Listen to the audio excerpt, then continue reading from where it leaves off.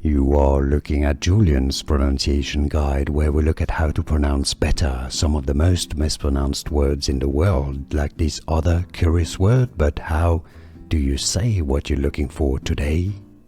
Let's learn how to pronounce this word from Spanish. It means Swiss in Spanish, and that's the plural.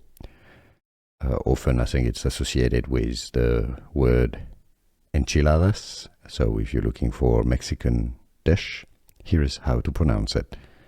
In Mexico and many Spanish-speaking countries, it's said as Suizas. Okay, you pronounce the Z like an S, Suizas. Now in central Spain, they would pronounce the Z more like TH. So Suizas, Suizas or Suizas.